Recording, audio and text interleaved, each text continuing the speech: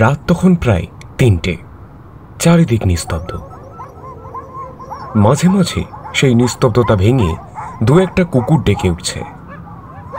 আমি হাতে চা নিয়ে আমার ফ্ল্যাটের বারান্দায় বসেছিলাম। ঠিক তখনই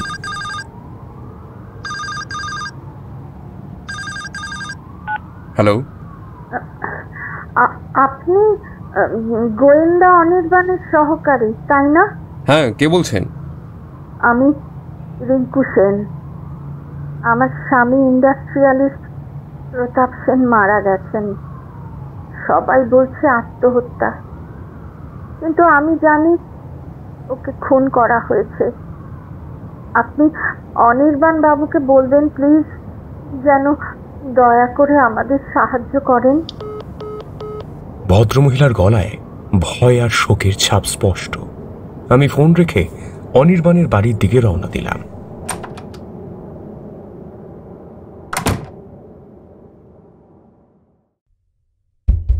অনির্বাণ, দরজা খোল, ভীষণ জরুরি।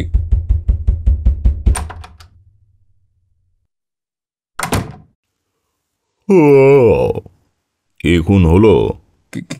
কি করে বুঝলি? ও, রাত ৩টে তুই আমার বাড়ি এসে দরজা ধাক্কাচ্ছিস। খুনের মতো কোনো গুরুতর ঘটনা না ঘটলে তুই কি এটা করতিস? হ্যাঁ, আসলে একটু আগে রিঙ্কু সেন নামে এক ভদ্রমহিলা ফোন করেছিলেন। উনি বললেন ওনার স্বামী প্রতাপ সেন মারা গেছেন। পুলিশের প্রাথমিক অনুমান উনি সুইসাইড করেছেন, কিন্তু রিঙ্কু দেবীর সন্দেহ প্রতাপবাবুকে খুন করা হয়েছে। রিঙ্কু সেন? হ্যাঁ, নামটা শোনা শোনা লাগছে। আচ্ছা, ঠিকানা দিয়েছে তো? তাহলে এখনই বেরোনো যাক। এমন সময় সুচরিতা ঘর থেকে বেরিয়ে এসে বলল, এত রাতে কোথায় যাচ্ছ? বলি হ্যাঁ গো, তোমাদের কি ঘুমটুম কিছু পায় না নাকি? তুমি তো জানোই অপরাধীরা ঘুমায় না, তাহলে আমরা কিভাবে ঘুমাই বলো? যাও, তবে দুজনেই সাবধানে থাকবে। আমি রওনা দিলাম পলাশ বাড়ির দিকে। রাস্তাটা বেশ লম্বা। আমার একটু ঘুম ঘুম পাচ্ছিল, কিন্তু অনির্বাণের চোখে ঘুমের লেশ মাত্র নেই। ওর মুখ দেখলে স্পষ্ট বোঝা যায় ওর মাথার ভিতর হাজারটা ভাবনা ঘুরছে।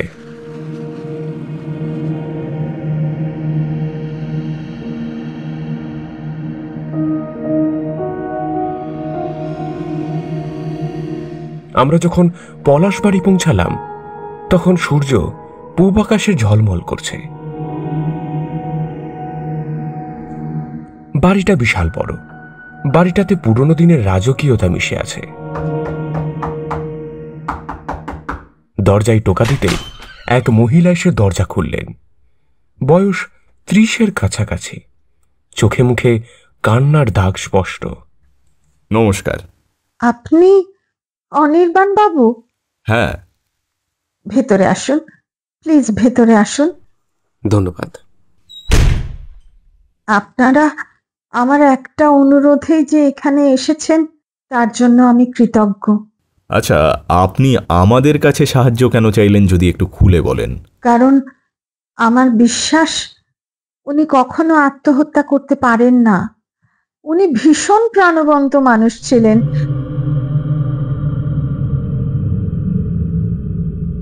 সেদিন সকালে আমি বাপের বাড়ি গিয়েছিলাম, ফিরেছি সন্ধ্যাবেলায়। ফিরে দেখি দরজা ভেতর থেকে বন্ধ। পরে কাজের লোক এসে জানায় যে উনি ঝুলে আছেন বাথরুমে।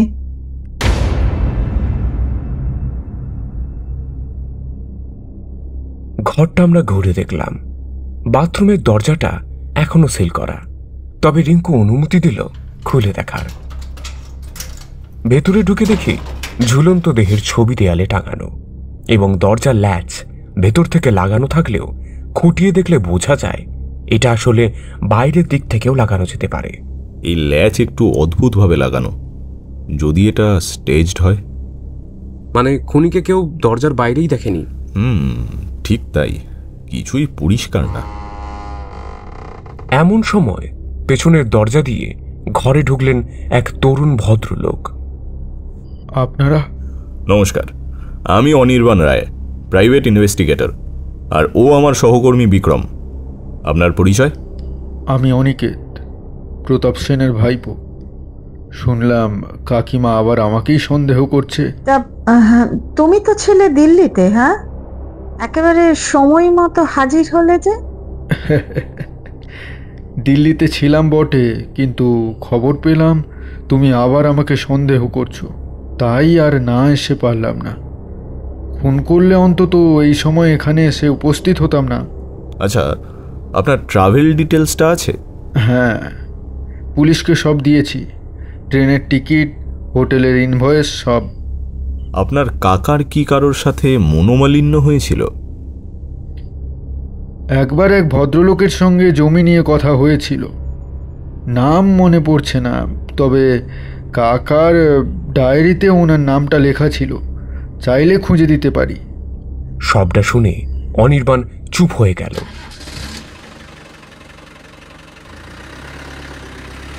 আমরা একটু পরে বেরিয়ে এলাম। বাড়ি থেকে কিছু স্পষ্ট হলো না, কিন্তু অনির্বাণ তখনও চুপ। তখন থেকে কি ভাবছিস বলতো?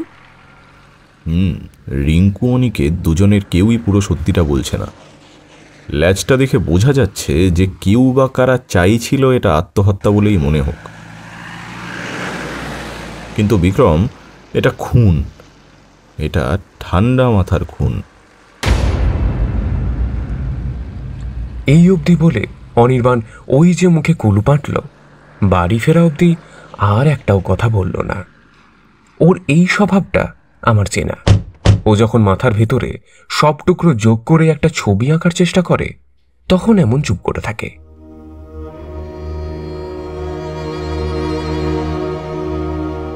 বাড়ি ঢুকে আমি প্রশ্ন করলাম, কিরে, সেই থেকে চুপ করে আছিস যে? কিছু ধরতে পারলি? অনিকেতের কথায় একটা জিনিস আমার কানে এখনো বাজছে, প্রতাপ সেনের ডায়েরি। ওটা একবার দেখতে পারলে। তাহলে আবার পলাশবাড়ি? এখন না, আগে একটু প্রস্তুতি নেওয়া দরকার। আবার কাল সকালে যাব না হয়। আর হ্যাঁ, সঙ্গে ফরেন্সিক কিটটাও নিতে হবে।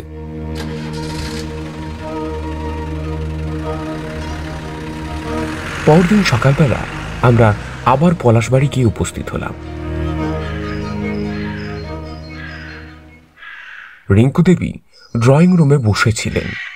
আমাদের দেখে উত্তেজিত কণ্ঠে বললেন, আপনারা আপনারা কিছু খুঁজে পেয়েছেন নাকি? হ্যাঁ না, তবে আপনি অনুমতি দিলে আপনার স্বামীর ডায়েরিগুলো একবার দেখতাম। হ্যাঁ, নিশ্চয়ই।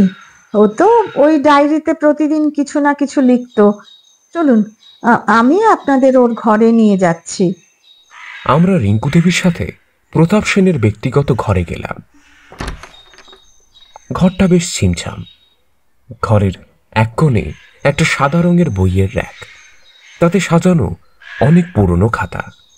রিঙ্কু দেবী সেই র্যাক থেকে একটা নীল রঙের বাঁধাই খাতা টেনে বার করে আমাদের দিল। অনির্বাণ এক মনে ডায়েরির পৃষ্ঠাগুলো উল্টে পাল্টে দেখতে দেখতে বলল, জমির দলিল, লেনদেন, পারিবারিক ব্যয়, এসব তো নর্মাল, কিন্তু কিন্তু কি? ডায়েরির এই পেজটা একবার দেখ। জমি বিক্রির বিষয়ে সন্দেহজনক লোক বিপ্লব সাহা অর্ধেক দাম দেবে বলেছে। অনিকেতের সঙ্গে ওর অদ্ভুত ঘনিষ্ঠতা আছে। বিপ্লব সাহা? আচ্ছা, আপনি এনাকে চেনেন? ওনার নাম শুনেছি। উনি স্থানীয় ব্যবসায়ী। আমার স্বামীর সাথে মাঝে মাঝেই দেখা করতে আসতেন। অনির্বাণ, এই ডায়েরির লেখায় কোনো অস্বাভাবিকতা খেয়াল করেছিস? করেছি। একটা জায়গা কালি দিয়ে ঘষে মোছার চেষ্টা করা হয়েছে। হালকা করে ইউভি লাইট দিলে দেখা যেতে পারে কি লেখা ছিল। অনির্বাণ ব্যাগ থেকে একটা ইউভি টর্চ বের করে ডায়েরির ঘষা অংশটাই ফেলল। 3 লাখ টাকা ক্যাশ নিয়েছে অনিকেত। বিপ্লবের হাত ঘুরে এসেছে, আমি রেকর্ড রেখেছি। আচ্ছা, তাহলে অনিকেত সরাসরি জড়িত? একটা লেনদেন কিছুই প্রমাণ করে না, তবে কিছু ব্যাপার তো আছেই। এখন বিপ্লব সাহাকে খুঁজে বের করা দরকার। এই বলে অনির্বাণ আমাকে নিয়ে বেরিয়ে পড়ল। খোঁজ নিতে নিতে আমরা পৌঁছালাম বিপ্লব সাহার অফিসের ঠিকানায়। ছোট্ট অফিস, বাইরের সাইনবোর্ডে বিপ্লব এন্টারপ্রাইজ লেখা। ভেতরে এক যুবক আমাদের বসালো। আপনারা কারা? নমস্কার, আমি অনির্বাণ রায়, প্রাইভেট ইনভেস্টিগেটর, আর ও আমার সহকারী। নমস্কার, বলুন কিভাবে সাহায্য করতে পারি? প্রতাপ সেনের মৃত্যুর বিষয়ে আপনার সাথে কিছু কথা বলার ছিল। Sad, very sad. He was very good person. But আমি ওর মৃত্যুর ব্যাপারে কী বা বলতে পারি মিস্টার রায়? আমি তো এই বিষয়ে তেমন কিছু জানি না। অনেক দিন হলো দেখাও হয়নি ওর সাথে। আপনার আর অনিকেতের আর্থিক লেনদেন ছিল, তাই না? হ্যাঁ, মানে না, মানে হ্যাঁ, ওই ছিল কিছু টাকা পয়সার, জমি কেনা বেচার কথা হচ্ছিল তো তাই। কিন্তু আমি জানি না এর সঙ্গে প্রতাপবাবুর মৃত্যুর কি সম্পর্ক। আপনার ফোনটা একবার দেখতে পারি? ফোন কেন? ফোন কেন? ওই যে আপনি যে প্রতাপবাবুর মৃত্যুর ব্যাপারে কিছু জানেন না, তার প্রমাণ দেবেন না? আজকাল আমাদের ফোনই তো আমাদের হয়ে সব কিছুর সাক্ষ্য দেয়, তাই আর কি। দিন দেখি ফোনটা। বিপ্লব একটু ইতস্তত করলেও ফোনটা দিল। অনির্বাণ দ্রুত মেসেজ আর কল হিস্ট্রি স্ক্রোল করে বলল, বিক্রম, এই মেসেজটা দেখ। মৃত্যুর আগের দিন অনিকেত লিখছে, সব ব্যবস্থা হয়ে গেছে, দরকার হলে চুপ করিয়ে দেব। মানে এটা তো প্রায় স্বীকারোক্তি। আমি কিছু জানি না স্যার, আমি শুধু ইনভেস্টমেন্ট করছিলাম, মারার কথা ছিল না। তাহলে আপনি জানতেন কিছু একটা হতে চলেছিল। আপনারা দুজনেই সন্দেহভাজন এখন। আমি আপাতত পুলিশের কাছে যাচ্ছি না, কিন্তু যদি মিথ্যে বলেন। না না, যা জানি সব বলবো, সব বলবো আমি। বেশ।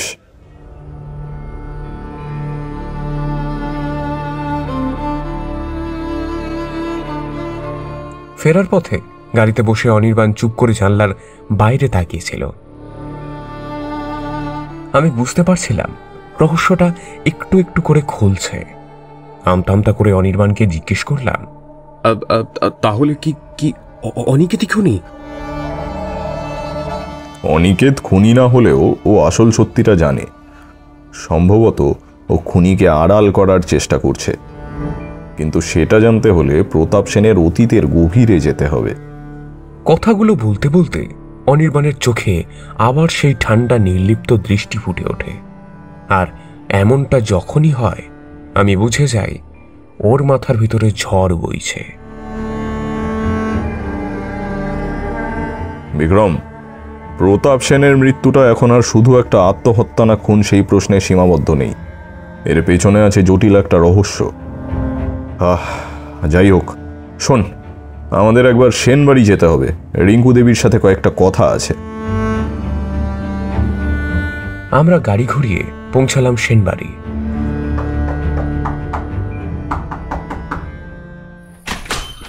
আপনারা এখন? কটা কথা জানার ছিল। হ্যাঁ, বলুন। প্রতাপবাবুর কি কোনো পুরনো শত্রু ছিল, কিংবা এমন কেউ যার সঙ্গে কোনো ব্যক্তিগত বিবাদ ছিল? বিবাদ তো ছিলই অমিতাভ বক্সির সাথে। অমিতাভ বক্সিকে? প্রতাপের আগের ব্যবসায়িক পার্টনার ছিল। একদিন প্রতাপ জেনে যায় ও টাকা নিয়ে গড়মিল করছে। সে বিষয়ে ওকে জানাতে ওদের মধ্যে মনোমালিন্য হয়, ফলে সম্পর্ক খারাপ হয়ে যায়। এই বক্সি সাহেব এখন কোথায়? শুনেছি অন্য শহরে চলে গেছে বছর 3 আগে। তবে মাঝে মধ্যে ফোন করত, ক্ষমাও চেয়েছে অনেকবার, কিন্তু প্রতাপ তাকে আর বিশ্বাস করতে পারত না। এনার বিষয়ে আরো বিস্তারিত খবর চাই। আচ্ছা, প্রতাপবাবুর কাগজপত্রে কি ওর নাম পাওয়া যাবে? হ্যাঁ, ওর সঙ্গে ব্যবসার কিছু চুক্তিপত্র এখনো আলমারিতে আছে। আপনারা দাঁড়ান, আমি এনে দিচ্ছি। এই বলে রিঙ্কু দেবী এক গাদা পুরনো নথিপত্র এনে আমাদের সামনে রাখলেন। অনির্বাণ প্রতিটা কাগজ খুব ভালো করে খুঁটিয়ে খুঁটিয়ে দেখল, যেন প্রতিটি অক্ষর তাকে কোনো গোপন খবর দিচ্ছে।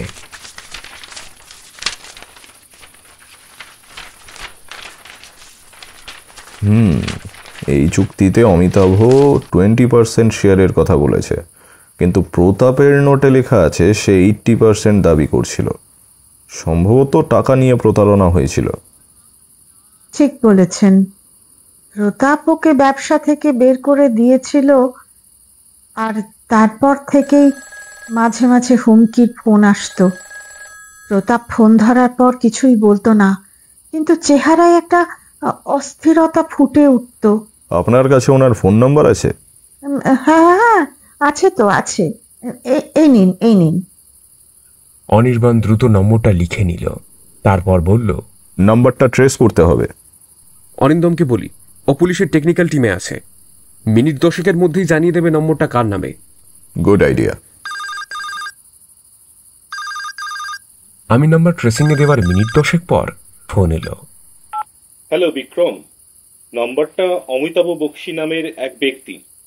বর্তমানে নাম্বারটা বন্ধ, শেষবার অন হয়েছিল 3 দিন আগে। লাস্ট লোকেশন জানা গেছে?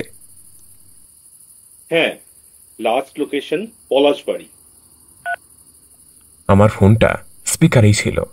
অরিন্দম ফোনটা রাখতেই রিঙ্কু দেবী বললেন, মানে ঘটনার সময় লোকটা কি এখানেই ছিল? হ্যাঁ, এটা এমন কিছু অস্বাভাবিক নয়, বিশেষত যখন তার কাছে প্রতিহিংসার কারণ স্পষ্ট। যাই হোক, আমরা আজ আসি, নমস্কার।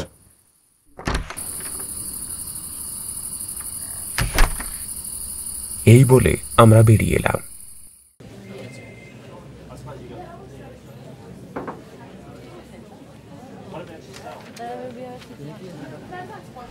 পরদিন সকালে আমরা গেলাম থানায়। সেখানে গিয়ে অনির্বাণ অফিসার মিত্রকে বলল, অফিসার, আমি চাই অমিতাভ বক্সির ওপর নজরদারি শুরু হোক। এই লোকটা যে এই শহরেই আছে সে বিষয়ে আমি নিশ্চিত, আর আমি যদি খুব ভুল না হই, আমার ধারণা এই ব্যক্তিটিই খুনি। আমাদের কিন্তু ধারণা উনি আত্মহত্যাই করেছেন। যদি সেটাই হতো তাহলে ল্যাচের ঘষা দাগ, মোছা লেখা, ডায়েরির উল্লেখ আর অনিকেতের মেসেজ সবটাই কি নাটক? ঠিক আছে, আমরা ওনার ওপর নজরদারি শুরু করছি। ঠিক আছে, আজ আমরা চলি। আপনারা ব্যবস্থা করুন, কোনো কিছু জানতে পারলেই আমাদের জানাবেন। চল বিক্রম।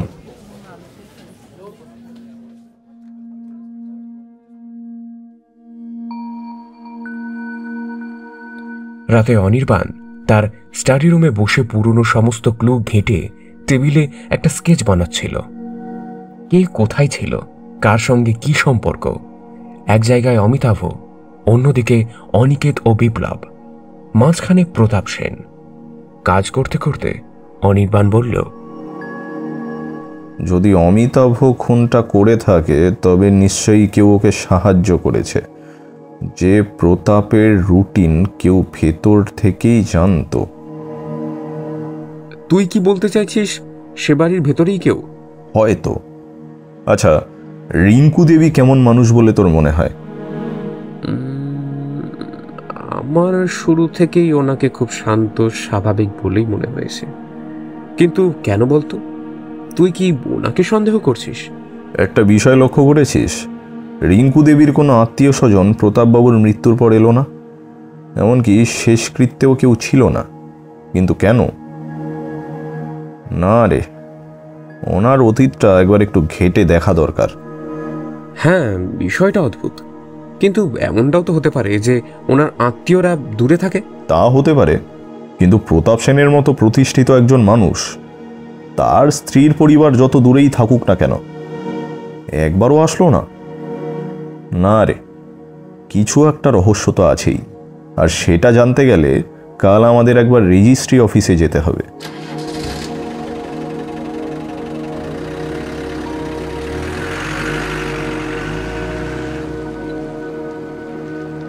অনির্বাণের কথা মতো পরদিন সকালে আমরা গেলাম স্থানীয় রেজিস্ট্রার অফিসে। উদ্দেশ্য রিঙ্কুর বিয়ের আগের জীবনের সন্ধান করা। বেশ অনেকক্ষণ খোঁজাখুঁজির পর অফিসের একজন কর্মকর্তা বললেন, এই যে রিঙ্কু সেন। আগে নাম ছিল রিঙ্কু রায়, জন্মস্থান কৃষ্ণনগর, পিতা গোপাল রায়। বিয়ে হয় 2011 সালে। কোনো পুরনো মামলা বা পুলিশের রিপোর্ট আছে কি? হ্যাঁ, একবার থানায় একটি জেনারেল ডায়েরি হয়েছিল বটে, বছর 10 আগে। বাবা মা নিখোঁজের ডায়েরি। সেই অভিযোগ করেছিলেন রিঙ্কুই, কিন্তু ফাইল ক্লোজড হয়ে গেছে। নিখোঁজ? স্ট্রেঞ্জ। একবার থানায় যেতে হবে। চল বিক্রম, যাওয়া যাক। এই বলে অনির্বাণ আমাকে নিয়ে থানার উদ্দেশ্যে রওনা দিল। সেখানে গিয়ে খোঁজ করলে পুলিশ অফিসার জানালো, হ্যাঁ, গোপাল রায় আর তার স্ত্রী পিয়ালি রায় নিখোঁজ হয়েছিলেন 2010 সালে। মেয়ের অভিযোগে তদন্ত শুরু হয়, কিন্তু কোনো ক্লু পাওয়া যায়নি। পরে কেস বন্ধ হয়ে যায়। পুরনো কাগজ, একটু তো সময় লাগবে, তবে ব্যবস্থা করছি।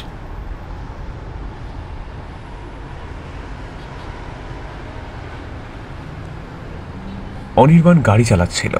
আমি বললাম, এখন আর রিঙ্কু শুধু প্রতাপ সেনের বিধবা নন, উনি নিজেই একটা রহস্য। আচ্ছা অনির্বাণ, রিঙ্কুর পরিবার গায়েব, প্রতাপের হঠাৎ মৃত্যু, সবই কি এক সূত্রে বাঁধা? এখনো সেটা বলা যাচ্ছে না, কিন্তু একটা কথা জানবি বিক্রম, মানুষ শুধু আত্মরক্ষার জন্যই নয়, কখনো কখনো অপরাধ ঢাকার জন্য অতীত মুছে নতুন পরিচয় বাঁচে।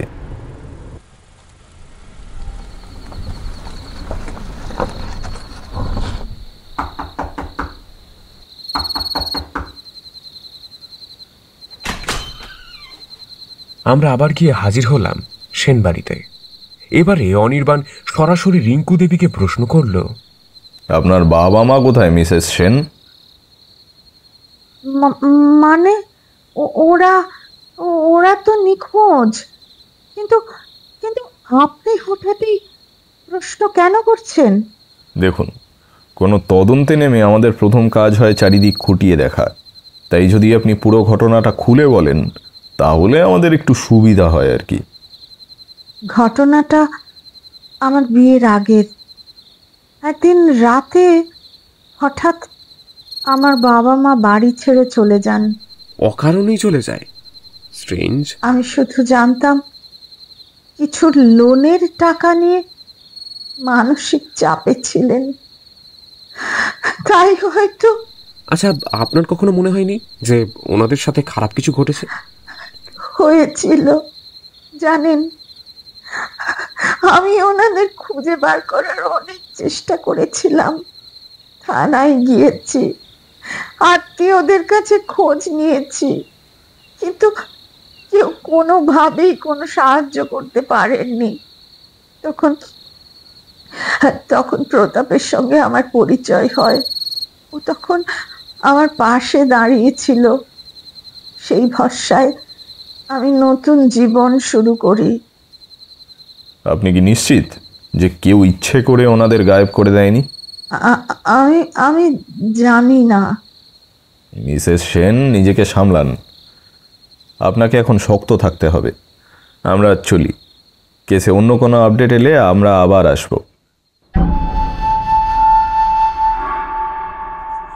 পরের দিন সকালে অনির্বাণ তার স্টাডিতে বসে বারবার নিখোঁজ কেস রেকর্ডের ফাইলটা ঘুরিয়ে ফিরিয়ে দেখছিল, আর তার সাথে প্রতাপের ডায়েরির নোট, অনিকেতের মেসেজ আর অমিতাভ বক্সির কল রেকর্ড সব খুঁটিয়ে খুঁটিয়ে দেখছিল।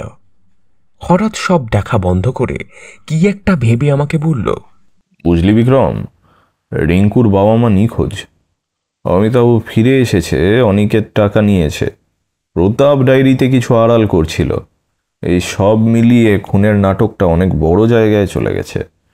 হয়তো একাধিক লোক এর সঙ্গে জড়িত। আচ্ছা, প্রতাপ কি কোনো একটা চক্রান্ত ফাঁস করতে যাচ্ছিল? হয়তো, আর সেই কারণেই ওকে চুপ করিয়ে দাও। হ্যালো ভাই, নতুন খবর। অমিতাভ বক্সী শহরের একটা পুরনো গেস্ট হাউসে উঠেছে। আমি লোক পাঠিয়েছি নজর রাখার জন্য। ও কারো সঙ্গে দেখা করতে গেছে। চেহারায় টেনশন স্পষ্ট। Great news. আমরা আজ রাতেই ওর সঙ্গে দেখা করব। বিক্রম, সময় এসেছে মুখোশের আড়ালে থাকা সত্যিটাকে খুঁজে বার করার।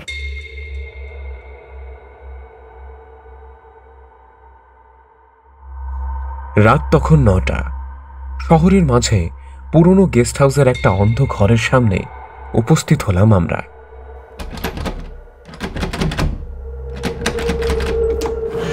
অনির্বাণ দরজায় কড়া নাড়তেই দরজা খুলে দাঁড়ালো এক মাঝবয়সী লোক। তার চোখে মুখে ভয়ের ছাপ স্পষ্ট।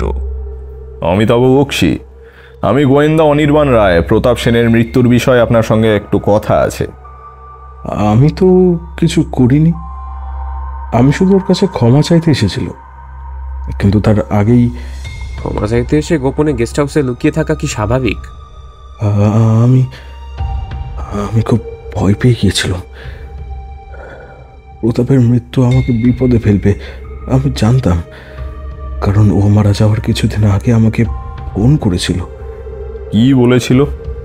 ও ও আমাকে শাসিয়ে বলেছিল ওরাতে এমন কিছু তথ্য আছে যা আমাকে জেলে পাঠানোর জন্য নাকি যথেষ্ট।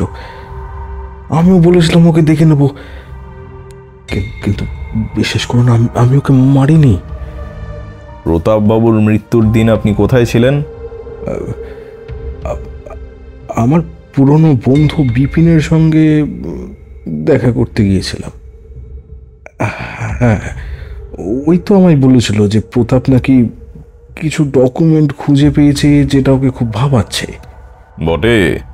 ঠিক আছে মিস্টার বক্সী, আজ আমরা চলে যাচ্ছি, কিন্তু আপনি এখান থেকে একদম পালানোর চেষ্টা করবেন না। সেটা করলে আপনার হাতেই কিন্তু হাত করা পড়বে। চল বিক্রম।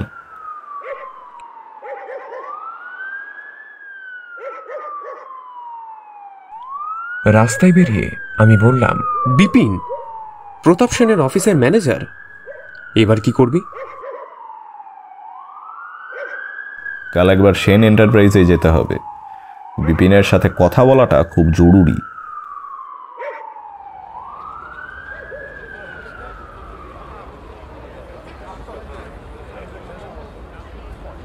অনির্বাণের কথা মতো পরদিন সকালে আমরা গিয়ে পৌঁছালাম প্রতাপ সেনের অফিসে।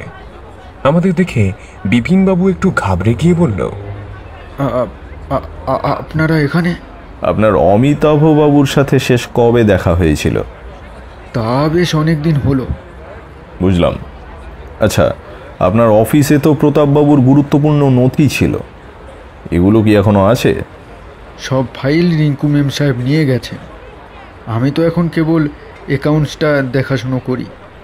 আপনার সঙ্গে প্রতাপবাবুর সম্পর্ক কেমন ছিল? ভালোই ছিল, যদিও শেষের দিকে উনি খুব চাপে ছিলেন, প্রায়ই রাত জেগে কাগজপত্র ঘাঁটতেন। আচ্ছা, ওনার সাথে কি কারোর শত্রুতা ছিল? শত্রুতা তা ছিল বটে, ওনাকে সবাই উপর উপর ভালোবাসা দেখালেও ভেতরে ভেতরে অনেকেই ওনাকে অপছন্দ করত। আচ্ছা, আমরা একবার ওনার কেবিনটা দেখতে চাই, দেখা যায়?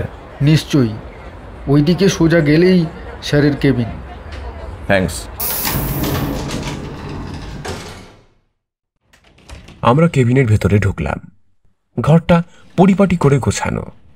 আমরা কেবিনটা তন্ন তন্ন করে খুঁজতে লাগলাম, কাগজপত্র, ফাইল, কম্পিউটার, এমনকি ডেস্কের নিচে ড্রয়ার। তখনই একটা খাতা পেলাম, একদম নিচে চাপা দেওয়া, খুব সাধারণ দেখতে, কিন্তু ভেতরে ছোট ছোট হ্যান্ড নোটে লেখা ছিল তারিখ, সময় আর কিছু কোড ও অদ্ভুত চিহ্ন। অনির্বাণ চোখ না সরিয়ে খাতার প্রতিটি পৃষ্ঠায় হাত বোলাতে লাগলো। প্রতিটি পাতায় কিছু না কিছু কোড লেখা, তার সাথে সাথে কিছু লেনদেনের হিসেব লেখা আছে। আমি পাশের টেবিলটা খুঁজতে লাগলাম। এমন সময় টেবিলের ড্রয়ারের দিকে নজর গেল আমার। আমি ড্রয়ারটা খুলতে গিয়ে দেখলাম ওটা লক করা। অনির্বাণ সেটা দেখে পকেট থেকে একটা পেপার ক্লিপ বের করে সেটাকে অদ্ভুত ভঙ্গিতে ড্রয়ারের লকের ভেতরে ঢুকিয়ে একটা চাপ দিতেই লকটা খুলে গেল। ভালো করে খোঁজার পর ভেতর থেকে বেরোলো কিছু পুরনো ছবি, একটা পেন ড্রাইভ আর একটা নোটবুক। Interesting, very interesting.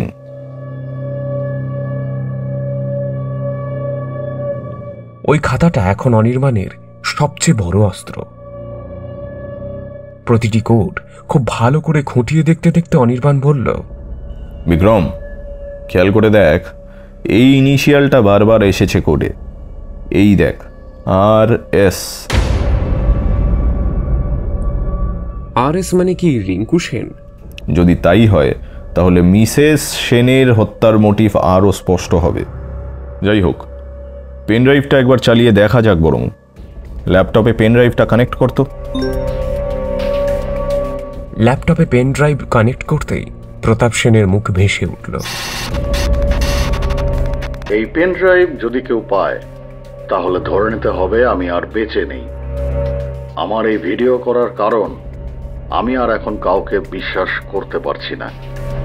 বিপিনও আমার সাথে নেই, ও ভয় পাচ্ছে। অমিতাভও ফিরেছে, ও আমাকে শাসাচ্ছে যাতে আমি ওর আসল সত্যি ফাঁস না করে দিই। আর রিঙ্কু আমার স্ত্রী, ও আমাকে ভরসা করতে পারছে না, ওকে কেউ উস্কাচ্ছে। ভিডিও শেষ হয়ে যায়। আমি অনির্বাণের দিকে তাকিয়ে দেখি ও ভ্রু কুঁচকে বসে আছে। কি বুঝছিস? রহস্যের মধ্যে রহস্য রে বিক্রম। আমার তো এখন সবাইকেই খুনি বলে মনে হচ্ছে। সেটাই তো সবচেয়ে বড় ভাবনা। যাই হোক, শোন, অনেক রাত হয়ে গেছে, তুই বরং আজ রাতটা আমার বাড়িতেই থেকে যা। কাল সকাল হলেই একবার থানায় যেতে হবে, অরিন্দমের সাথে কিছু দরকার আছে। অনির্বাণের কথা মতো আমি শুতে গেলাম ঠিকই, কিন্তু ঘুম আসছিল না। বারবার ভিডিওতে প্রতাপবাবুর বলা কথাগুলো মাথায় ঘুরছিল। এইসব ভাবতে ভাবতেই কখন ঘুমিয়ে পড়লাম বুঝতেও পারলাম না।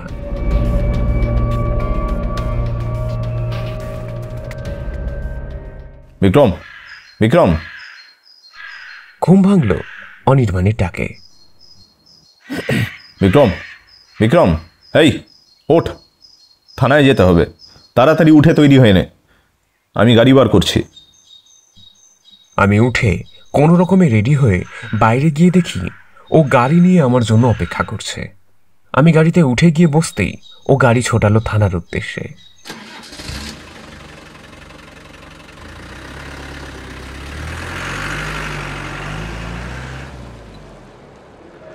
থানায় গিয়ে আমরা অফিসার মিত্রকে সবটা খুলে বললাম। সবটা শুনে উনি বললেন, তাহলে আপনি বলছেন এটা এখন স্রেফ খুন নয়, এটা বড় চক্রের অংশ? ঠিক তাই। আমি চাই আপনি রিঙ্কু সেনের ফোন রেকর্ড চেক করুন। ওনাকে কে ফোন করতো, উনি কাকে ফোন করতেন, সব ডিটেলস চাই আমার। ঠিক আছে, আমি ডিটেল বার করাচ্ছি, এসে গেলেই আপনাদের জানাচ্ছি। বেশ, চেষ্টা করুন আজ বিকেলের মধ্যে দেওয়ার। থানার কাজ সেরে আমরা সেন বাড়িতে গেলাম। আমাদের দেখে মিসেস সেন যেন একটু অপ্রস্তুত হলেন। আপনারা এখন কিছু দরকার? মিসেস সেন, আমরা আপনার স্বামীর একটি ভিডিও পেয়েছি। ভিডিও? কিসের ভিডিও? হ্যাঁ হ্যাঁ, সেই ভিডিওতে উনি বলছেন আপনি ওনাকে বিশ্বাস করতে পারছিলেন না। ঠিক কী কারণে আপনাদের মধ্যে এই অবিশ্বাস তৈরি হয়েছিল জানতে পারি কি? না, না তো। আসলে সেসব আমাদের স্বামী স্ত্রীর ব্যক্তিগত বিষয়, সেই সম্বন্ধে বলতে আমি ইচ্ছুক নই। মিসেস সেন, আমরা প্রতাপবাবুর কেবিন থেকে একই খাতাও পেয়েছি। সেখানেও অনেক সিক্রেট কোড লেখা আছে। তার মধ্যে একটা হলো RS। এই RS এর ব্যাপারে আপনি একটু কিছু বলতে পারেন? জানি না। আপনার এই কেসে পুরোপুরি সৎ থাকাটা খুব জরুরি। আপনি যদি কিছু জানেন তো বলুন, নইলে আপনি নিজেই সন্দেহের কেন্দ্রবিন্দু হয়ে যাবেন। আপনারা এখন আসুন মিস্টার রায়, আমার যা বলার আমি আপনাদের বলে দিয়েছি। এর বাইরে আমার আর কিচ্ছু বলার নেই। এই কথা শোনার পর আমাদের আর কিছু বলার ছিল না।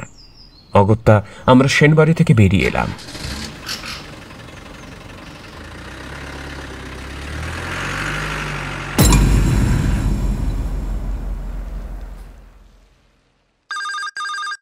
রাতে অরিন্দমের ফোন এলো। অনির্বাণ ফোনটা ধরতেই ওপাশ থেকে অরিন্দম বলল, যে নাম্বারটা আপনি দিয়েছিলেন তার কল হিস্ট্রি বার করেছি। সন্দেহজনক কিছু পাওয়া গেছে? একদম। লাস্ট 1 মাসে একটা নাম্বার থেকে অনেকবার ফোন এসেছে, মিসেস সেনের ফোনে কেউ একজন অনলাইন কল রুট করা হয়েছিল। লোকেশন ট্র্যাক করা গেছে? কল রেকর্ড বার করা হয়েছে? হ্যাঁ, লাস্ট লোকেশন অমিতাভের অফিসের কাছাকাছি। আর কল রেকর্ড আমি তোমাকে পাঠিয়ে দিচ্ছি, তুমি নিজেই শুনে নাও। আমরা কল রেকর্ডটা চালাতেই অবাক হয়ে গেলাম। এ তো অমিতাভবাবুর গলা।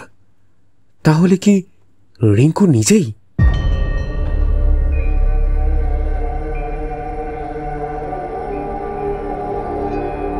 পরের দিন সকালে উঠে আমি দেখি অনির্বাণ ল্যাপটপে কিছু একটা দেখছে। আমি জিজ্ঞেস করাতে ও বলল, চোখের সামনে একটা পর্দা পড়েছিল, এই ফুটেজটা সেই পর্দা সরিয়ে দিয়েছে। কিসের ফুটেজ? ধৈর্য ধর, সময় আসলে সব জানতে পারবি। এখন একটা কাজ করে ফেল দেখি। কি কাজ? শোন, তুই আজ বিকেলে মিসেস সেন, অনিকেত সেন আর অমিতাভ বক্সি এই তিনজনকে ইন্ডিভিজুয়ালি মেল করবি। লিখবি, আমরা প্রতাপবাবুর খাতায় একটা বড় ক্লু পেয়েছি। সেই ক্লু অনুযায়ী প্রতাপবাবুর অফিসে আরও একটি পেনড্রাইভ আছে। প্রতাপবাবু যে খুন হতে চলেছেন সেটা উনি জানতে পেরেছিলেন, এমনকি ওনাকে কে খুন করতে পারে সেটাও উনি জানতে পেরেছিলেন। তাই সেই পেনড্রাইভে তিনি সবটা বলে গেছিলেন। আমরা কাল সকালে প্রতাপবাবুর অফিসে গিয়ে সেই পেনড্রাইভটা নিয়ে আসব আর পুলিশকে জমা দেব। আপনাকে জানানো উচিত মনে হলো, তাই জানিয়ে দিলাম। এই বলে অনির্বাণ অরিন্দমকে ফোন করল।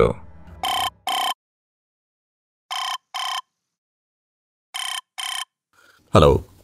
হ্যাঁ অরিন্দম, একটা কাজ করতে হবে। অনিকেত, রিঙ্কু সেন ও অমিতাভের ফোন ট্যাপ করতে হবে। তুমি এখনই ট্যাপ করো, আমার পুরো ডিটেলস চাই। হ্যাঁ, রাখছি। এই বলে ফোনটা রেখে দিল। তারপর অফিসার মিত্রকে ফোন ঘোরালো। আমি যদিও শুধু অনির্বাণের কথাগুলোই শুনতে পেলাম। Hello. Hello officer, first of all thanks আমাকে এত অল্প সময়ে প্রতাপবাবুর বাড়ির সিসিটিভি ফুটেজটা জোগাড় করে দেওয়ার জন্য। ইউ আর রাইট, আসল আততায়ী কে বা কারা তা আমি জেনে গেছি। ঠিক বলেছেন, এখন শুধু হাতে নাতে ধরার পালা। হ্যাঁ একদম। শুনুন, আজ আপনারা তৈরি থাকবেন। আমি ফোন করলেই প্রতাপ সেনের অফিসের সামনে ফোর্স নিয়ে ওয়েট করবেন। ইয়েস, আজকেই জবনিকা পতন হবে। ওকে, সি ইউ অ্যাট নাইট।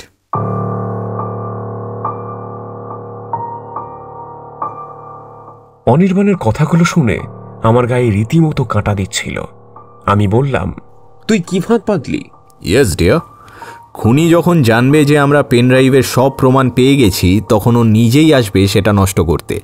আমি সেই সুযোগটাই খুঁজছি। তাহলে এবার খুনির মুখোশ খুলে ফেলার সময়। একদম। এখন যা, ঝটপট করে ফোনগুলো করে ফেল। অরিন্দমের ফোন আসলেই আমাদের বেরোতে হবে। কোথায় যাব? উফ, তুই না বড্ড প্রশ্ন করিস। যা বললাম কর না, বাকিটা সময় আসলেই জানতে পারবি। আমি ওর কথা মতো সবাইকে ফোন করে বলে দিলাম। তার ঠিক কিছুক্ষণ পর অরিন্দমের ফোন আসলো। হ্যাঁ Arindam, really you are great. হ্যাঁ, মিত্রবাবুর সাথে কথা হয়ে গেছে, রাখছি। ঝটপট তৈরি হয়ে নে, বেরোবো।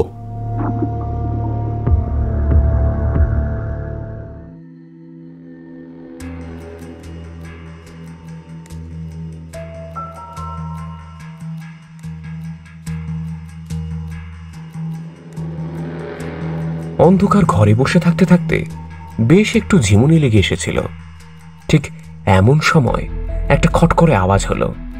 কেউ দরজা খুললে যেমন আওয়াজ হয় তেমন। আমি সজাগ হয়ে বসলাম।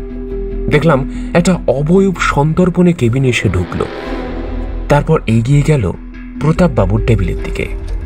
টর্চ ফেলে একটার পর একটা ড্রয়ার খুলে কিছু একটা খুঁজতে লাগলো। ঠিক এমন সময় অনির্বাণ বলে উঠল, পেনড্রাইভ খুঁজছেন নাকি?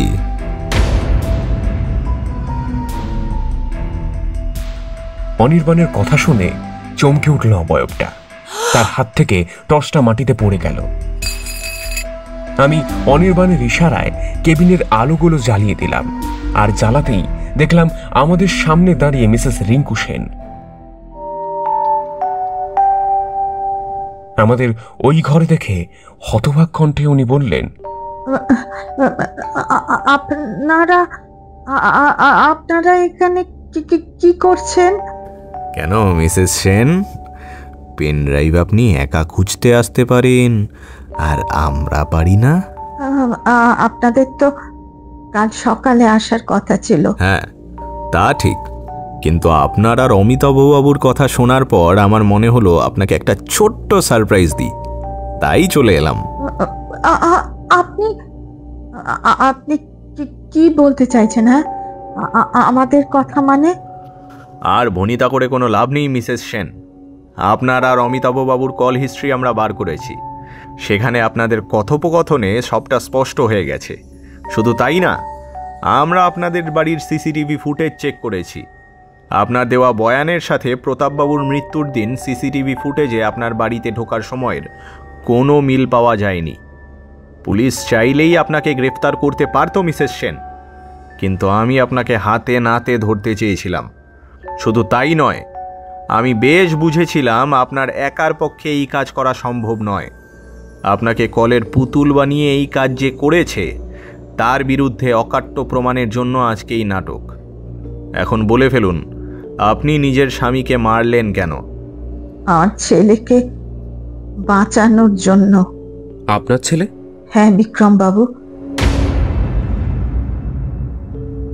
আমি জানতাম অনিকেত একটা ভুল করে ফেলেছিল। একটা ছোট কারণে প্রতাপের সাথে অনিকেতের ঝামেলা হয়।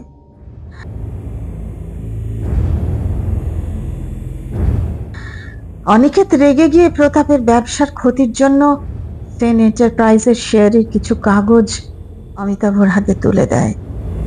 আমি প্রতাপকে অনুরোধ করতে গিয়েছিলাম যেন ও অনিকেতকে ক্ষমা করে। ও তখন শান্তভাবে বলল, ও একদম দাদার স্বভাব পেয়েছে। আমি যতই ওকে মানুষ করি, ও তো দাদারই সন্তান, সেই রক্ত যাবে কোথায়? মানে অনিকেত আপনার ও প্রতাপবাবুর দাদার সন্তান?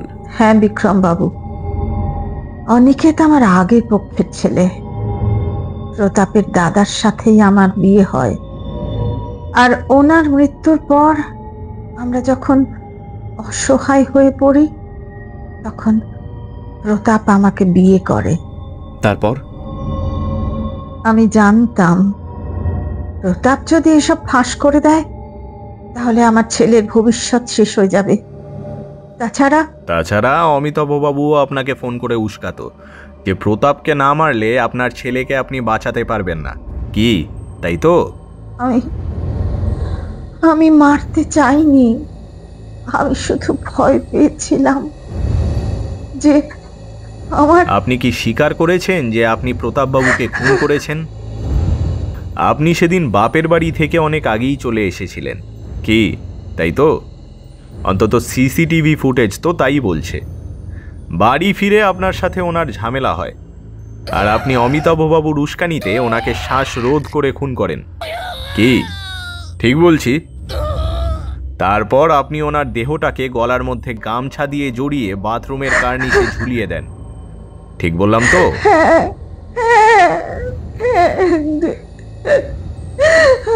আমি মেরেছি, আমি মেরেছি,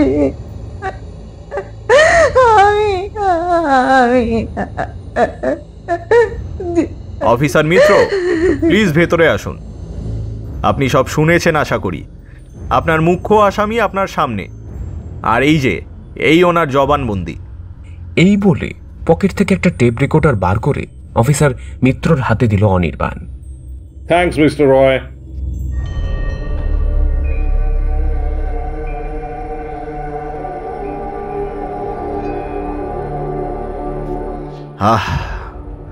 এই কেসে সবাই কোনো না কোনোভাবে দোষী, কিন্তু রিঙ্কুর ভয় আর ছেলের ভবিষ্যৎ, এই দুটোর মিলেই ওনাকে খুনি বানায়। আরেকটা কেস শেষ হলো, কি বল? সত্যি কি তাই? রিঙ্কু দেবী তো শুধু ছেলেকে বাঁচানোর জন্য খুন করেছেন, কিন্তু সত্যিকারের ষড়যন্ত্রকারী ছিল অমিতাভ। ওর শাস্তির কি হবে? ও জানতো সব ফাঁস হয়ে গেলে ওর কর্পোরেট ইমেজ শেষ হয়ে যাবে। তাহলে তাহলে আর কি, অমিতাভবাবুর সাথে একটু মুখোমুখি হতে হবে। পরের দিন সকালে অমিতাভকে অনির্বাণ ওর বাড়িতে চা পানের আমন্ত্রণ জানালো। বিকেল ঠিক 5টায় অমিতাভ বক্সী আমাদের বাড়ি এসে হাজির হলেন।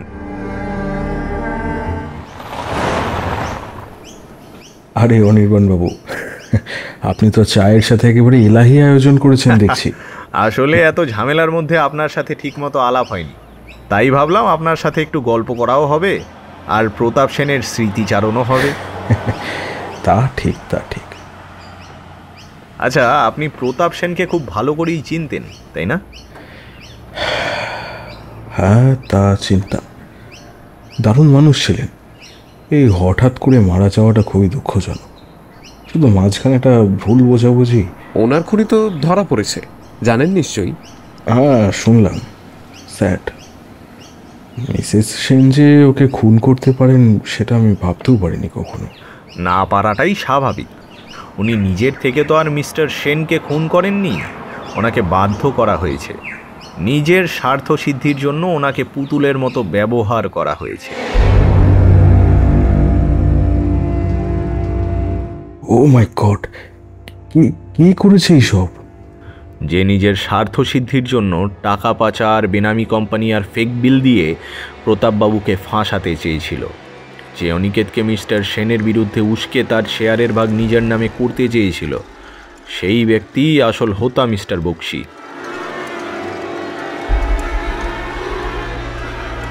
আমি লক্ষ্য করলাম অমিতাভ বাবুর কপালে বিন্দু বিন্দু ঘাম জমেছে। তিনি সেই ঘামটা মুছে নিয়ে বললেন, আপনি কার কথা বলছেন? অনির্বাণ অরিন্দমের পাঠানো সেই কল রেকর্ডটা চালালো। হ্যালো রিঙ্কু, এবি বলছি। প্রতাপ কিন্তু অনিকেতকে ছাড়বে না। ও জেনে গিয়েছে অনিকেত আমার সাথে কাজ করে।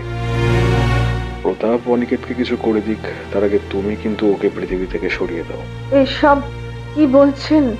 উনি আমার স্বামী। আর অনিকেত তোমার সন্তান। আর প্রতাপ কিন্তু অনিকেতের কাকা, বাবা নয়। And don't forget that. এই দিয়ে আপনি কি প্রমাণ করতে চাইছেন মিস্টার রায়? অনির্বাণ রেকর্ডিংটা বন্ধ করতেই অমিতাভ চিৎকার করে উঠলেন, আমি শুধু চাই আপনি স্বীকার করুন যে আপনি প্রতাপকে চুপ করাতে চেয়েছিলেন। রিঙ্কু তো ছিল শুধুই ভয়ভীতির শিকার। আপনি জানতেন রিঙ্কু প্রতাপের মধ্যে অনিকেতকে নিয়ে চাপা ঝামেলা চলছিল। আপনি সেই সুযোগটা নিয়েছিলেন। আপনি চেয়েছিলেন মিসেস সেন কিছু করে ফেলুক। আপনি শুধু আগুনে একটু ঘি ঢেলে দিয়েছিলেন। এতে আপনার কার্যসিদ্ধিও হয়ে যেত আর আপনি ফাঁসতেন না, কি তাই তো? হ্যাঁ হ্যাঁ হ্যাঁ, মেরেছি। আমি মেরেছি, আর বেশ করেছি। আমার ব্যবসার সব অসাধু কাজ প্রতাপ জেনে গিয়েছিল। ও যদি সব ফাঁস করে দিত তাহলে আমার কোম্পানি, আমার নাম, আমার ভবিষ্যৎ একেবারে সব ধুলোই মিশে যেত। তা বলে আপনি এইভাবে চক্রান্ত করে তার স্ত্রীর হাতে তাকে খুন করাবেন? তোমরা বুঝবে না, কর্পোরেট দুনিয়ায় বাঁচতে হলে অনেক কিছুই করতে হয়। এসব তোমরা বুঝবে না। আপনি যা করেছেন তার নাম হলো অপরাধ। সবটা রেকর্ড হয়েছে তো বিক্রম? একদম। কিছুক্ষণের মধ্যেই পুলিশ এসে মিস্টার অমিতাভ বক্সীর হাতে হাত করা পড়ায়।